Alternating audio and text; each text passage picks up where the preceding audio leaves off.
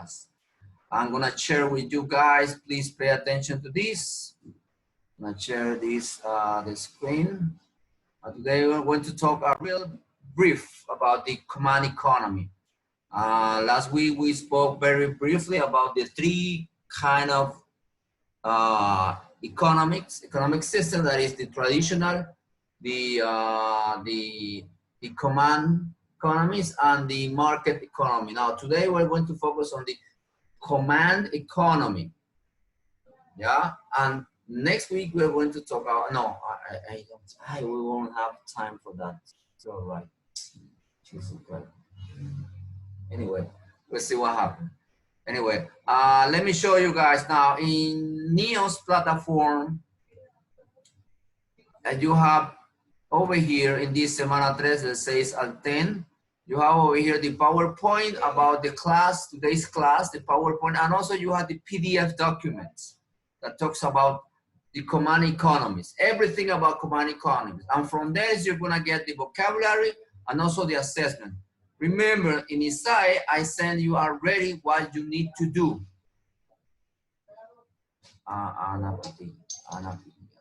Okay, oh my God. In Isai, I send you already all the information that you need to know in order to complete the assessment and the vocabularies, okay? So please do it, guys, because eventually I'm gonna ask for them. So everything has to be written in your notebook. And also, as I said, next Friday, we're gonna have the first forum. You're gonna answer the question, and then you have to wait for your friends to answer their question, their opinion, and then you have to select 2 friends' answers, and then you have to make comments. The test, the forum is going to last 1 day. So that means that we're going to start about this time, and then you're gonna continue later on during the afternoon. You need to complete this activity. Why? Because it's going to last only 1 day. So it means that at midnight, the forum is going to be blocked. Okay, so you know now that this is the rule of this forum, guys. So please, please, please, that's why I'm recording this information, and that's why nobody's gonna say, hey, teacher, I didn't know about this. Come on, it's over here in this film, okay? And also over here, I load up another information that you need to know in case you don't know how to create a mind map. I think you should be an expert creating mind maps. Now over here, I have a couple of videos how to create a mind maps over here. Also over here, there is a documents. I'm not gonna open it. You open it, guys, over there, and then you see there are some websites that can help you to create mind maps in case you want to do it online. Si ustedes quieren hacerlo usando estos creadores de mind map, usted puede utilizarlo. Por eso lo estoy dando. I'm giving you all the different options.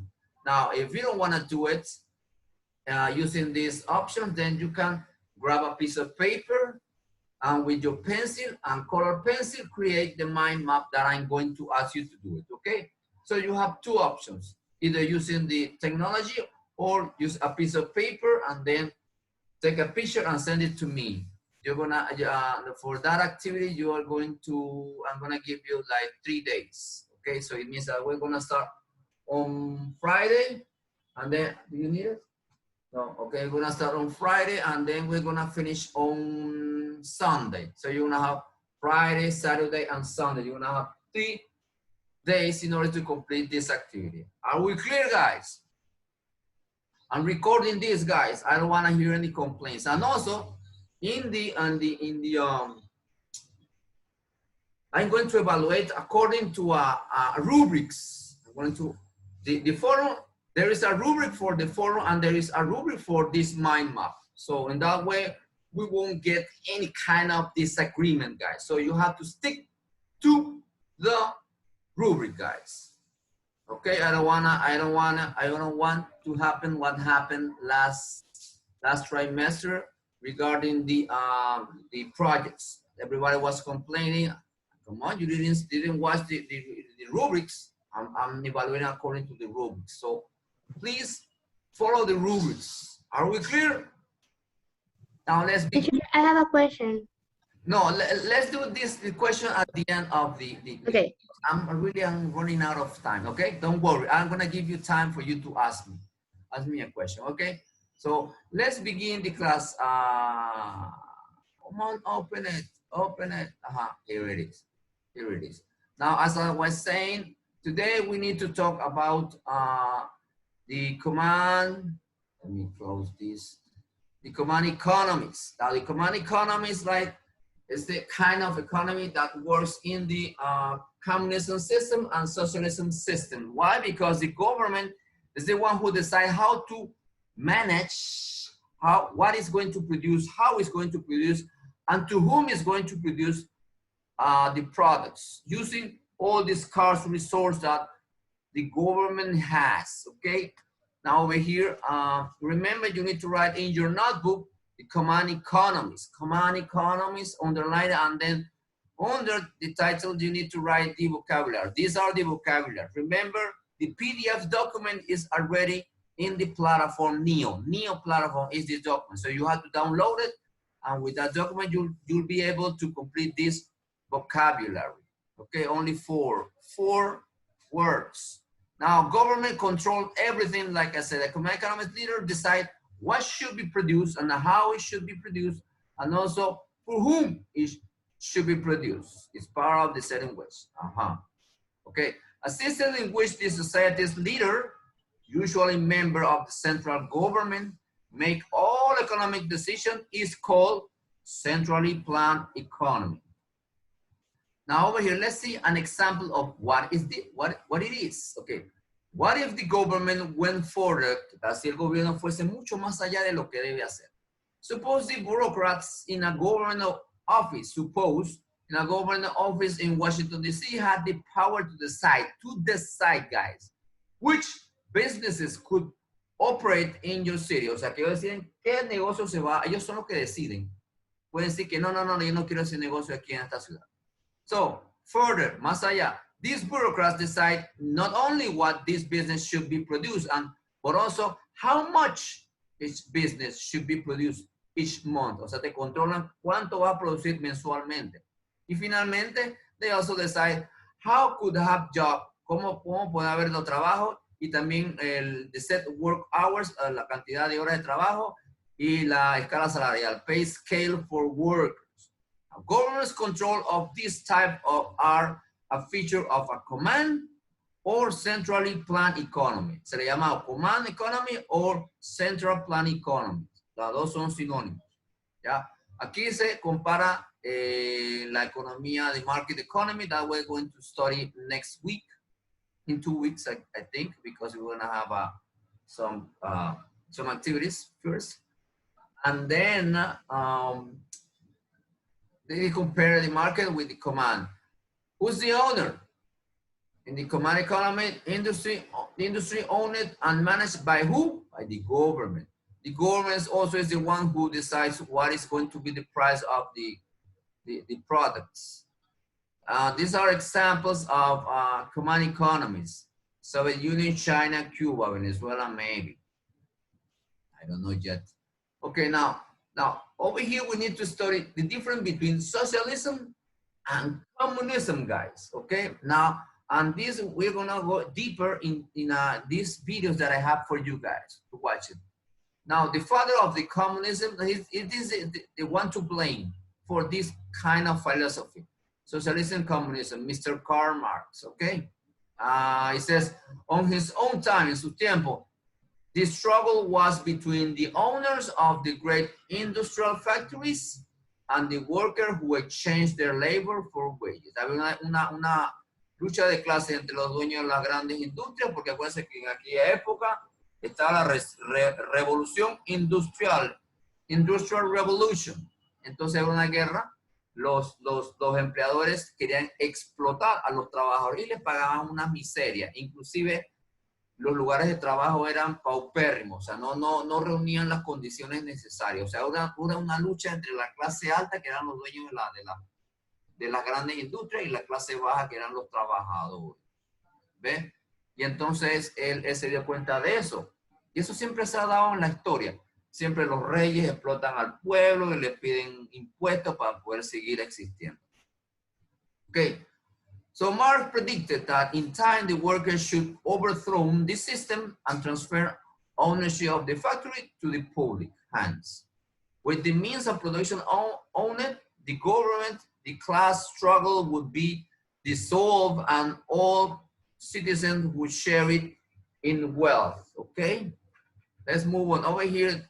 Okay, this is the difference between the communism and socialism. Now, the communism definitely is the owner of everything, while the socialism, the government owns basic resources only, and the rest should be managed by the privately owned. Okay, so that's the difference. In socialism, there is a little bit, there are some room for the private owners.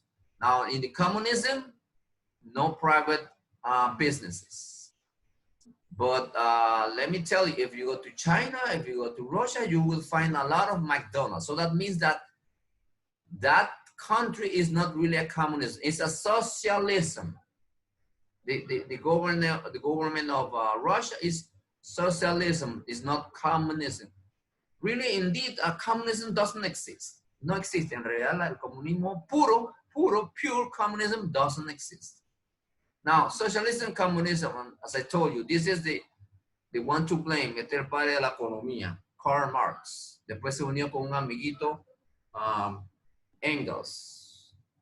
Now, the socialism are economic system in which the government owns some or all of the factor of production developed by the idea of Karl Marx. While the communism, a more extreme form of socialism in which there is no private ownership, and also there's no political freedom, okay? Now, essentially, it is authoritarian socialism. El comunismo es un socialismo autoritario. ¿Y qué significa autoritario? Authoritarian system require absolute obedience, absoluta obediencia ¿a quién? A la autoridad. Eso es lo que existe en los países como la Unión Soviética. Existe lo que existe es una democratic socialism. It's established through a democratic political process. Es lo que sucede rather than a throne, the violence overthrown of the government. In this form of socialism, the government owns the basic industries, but the other industries are privately owned. Eso es lo que sucede como yo dije, en la Unión Soviética. Aquí también le habla sobre cómo fue que nació todos los movimientos y la idea de pensar del señor Karl Marx con su amigazo que conoció en Inglaterra, Frederick Engels. By the way, Frederick Engels era el hijo de uno de los grandes dueños de fábricas. Y ahí fue que él se dio cuenta de lo que estaba sucediendo con los trabajadores, Karl Marx. Y se convirtió en economista, era filósofo, y ahí fue que entonces él creó esta manera de pensar. ¿Sí?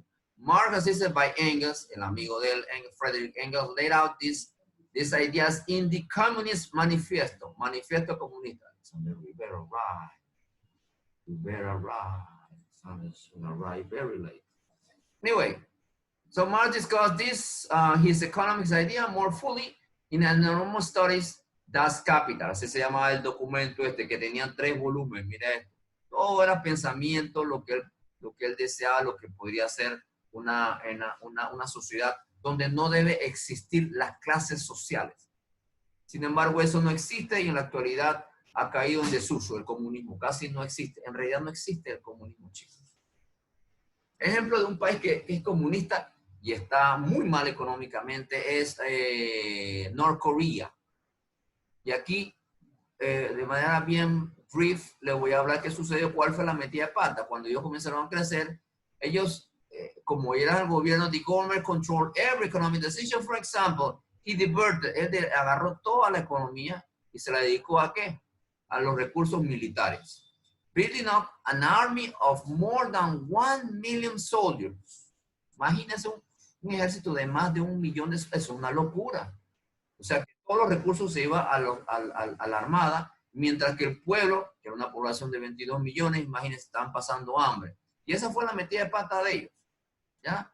En Norcorea. Y todavía están ahí más o menos saliendo de eso. Esta es una más o menos los movimientos en su crecimiento económico. No ha crecido mucho. En este caso, en este año creció algo, pero está en retroceso. Todavía no ha logrado repuntar. ¿Por qué? Por este tipo de sistema económico, el comunista, que todavía lo mantiene no me acuerdo cómo se llama, uno gordito, que es el hijo de que murió, el líder allá en Rusia. ¿Ok? Aquí hablamos de lo mismo y entonces, chicos, acuérdense que ya yo les mandé, I sent already that information of the assessment that you need to complete in your notebook. Please complete it in your notebook, plus the vocabularies. Now let's focus on this video that donde habla la diferencia, the difference between communism and socialism. Yeah, it's not the same, guys. And also he mentioned that really a pure communism doesn't ever exist, okay? Come as a surprise, but in the history of the modern world, there has never been a communist country. While a number of countries have described themselves as communist, for example, China and North Korea, by definition, there has never been a true communist country. So what exactly is communism and how does it relate to socialism? Well, it may be easier to explain what the two have in common. Both ideologies originate from a desire to limit worker exploitation and lower or eliminate the influence of economic classes in society. There are dozens of variations on both communism and socialism based on the different ways these ideologies are implemented in different countries. There's Stalinism, Leninism, Trotskyism, Maoism, and others which are essentially all versions of Marxism, coupled with various styles of revolution. Karl Marx was an economist and philosopher who co-wrote the Communist Manifesto, among other foundational books on communism. In short, his theory centered around the idea that as Europe transitioned from centralized monarchies to quasi-democratic capitalist economies, workers were being exploited by those who owned the means of production. So if you work in a factory or on a farm, as many at the time did, whoever owns the factory or farm is getting more out of the worker than they're putting in. This creates an inherent inequality, giving the owners, who Marx called the bourgeoisie, power over the workers, called the proletariat. In Marxism, to fix this inequality, society must shift towards a model where the proletariat hold this power instead, by collectively controlling the means of production. That's where socialism and communism come into play. According to Marx, socialism is a precursor to communism and the next logical step after capitalism. In socialism, a democratic state controls the means of production, rather than having private companies hold ownership. Instead of competing with each other as in a capitalist society, socialism has workers contribute as much as they can to the greater good, and then they all share equally in that good. Variations of this idea are already popular within capitalist societies in the form of universal healthcare or social services like fire departments and schools funded by taxes. While the use of these services is unequal, everyone is equally responsible for contributing to them based on their ability or level of income. So that's socialism. But once the state controls all the means of production, the next step is total collective ownership, not just of production, but all aspects of society and economy, including private property. The intention of abolishing private property is a classless, moneyless, and stateless society, where everyone works towards the same collective goal of being healthy, happy, and free. Everybody does what they can to contribute and takes only what they need in return. As I said before, there are no true communist countries, and there never have been. Every so-called communist country is actually a socialist country, with the state controlling employment and economy to some degree. Even the widely referred to Communist Russia was actually called the Union of Soviet Socialist Republics. In short, socialism and communism are not altogether different. Rather, most schools of economics consider socialism to be a precursor to communism once the state has enough control over society and economy. But this total control is a major reason that socialist countries struggle to reach this ideal. Corruption is rampant in countries like the former USSR, Venezuela, Vietnam, and North Korea, largely due to people in power abusing that power instead of using it to help the society they control, and refusing to give up that power to the people. Nonetheless, socialist ideals have seen incredible success when paired with capitalism in countries like Sweden and Canada. The human hurdle of overcoming power and greed in government is the biggest reason we've never seen a true communist country. So let's stop right here and let's move on to the other one, and then we'll open the class for a question session. relations between Cuba and the United States improve. We wanted to look at the political philosophy behind the long embargoed nation. Cuba is one of the last communist dictatorships left in the world, and since extreme anti-communist sentiments in the mid-20th century, the philosophy has been a regular fixture in political discussions. So we wanted to know, what exactly is communism? Well, there are a number of overlapping philosophies and socioeconomic systems that can be described as communist in nature. But in the most basic sense, communism is when all manufacturing or means of production are equally owned by all the members of a state. The intended result is to eliminate the capitalist-inspired class system where one class does all the work and the other gets all the money. Although similar ideas have existed both naturally and intentionally since the dawn of time, the most common form of communism comes from the work of German philosophers Karl Marx and Friedrich Engels, in what is today known as Marxism. In particular, Marxism is focused on the exploitation of the worker. It's based on the idea that any profit generated by the worker but instead goes to the business owner is a form of inequality and should be abolished. In recent history, several countries, including the USSR, China, Vietnam, and Cuba, have attempted to institute their own versions of communism.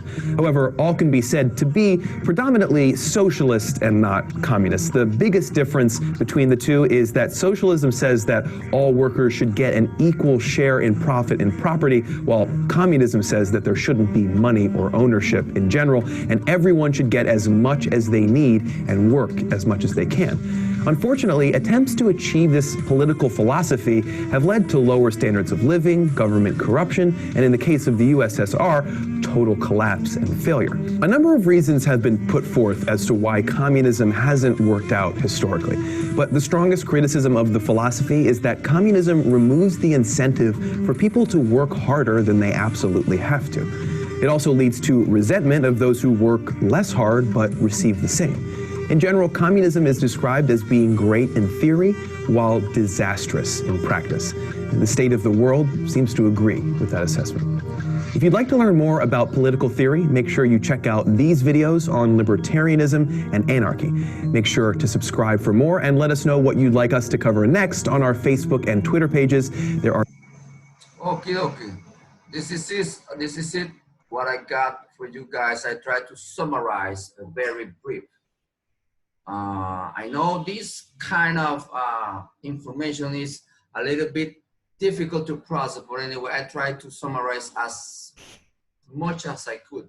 But anyway, that's up to you guys. I said, I see you only once a week, and that's up to you. You need to compromise with yourself and try to absorb all the information that I put in the platform now, and also the other one that I asked you over there in the side, and also what I bring for you today. So that's up to you. You have all the resources for you to grow all the knowledge about this topic. So that's up to you guys. Remember, you are the students. I'm just guiding you. Okay, guys? Now let's open the session for questions. Do you have any questions, guys? Come on. Your camera on, guys. Come on, turn on your cameras. Come on, don't be lazy. Let me see your faces. Okay, what was the question? Somebody was trying to ask me a question. What was the question? Me, teacher, I want to ask a question. Ask me. Okay, in the part of the forum and the part of the, we had to do the forum, and the other thing was? The mind map. What? The mind map. The mind map. Yeah, the mind map, yes. That's gonna be in week 5. In the notebook. We have to do the mind map in the notebook, or we can do it in the computer? I think it's better if you get a sheet of paper. I don't have a sheet of paper. I think it's better for you to use a piece of paper. Why? This is with lines. No, try to because you're gonna use all of this space in order to create the mind map I'm going to ask you. Now you can do it, as I said, you can do it online using those creators mind map, or you can with a piece of paper, you can draw it over here, all the information. That's up to you. I'm just giving you some options. That's up to you guys, okay? So don't worry about that. Anyway, as I said, for both, for the forum and for the mind map, there is a rubric that I'm going to use to evaluate you guys. Are we clear? Any question, Patricia? Question? Anybody? Questions? No question. Mr. Arancibia, are we clear, Arancibia? Arancibia, where are you? Here.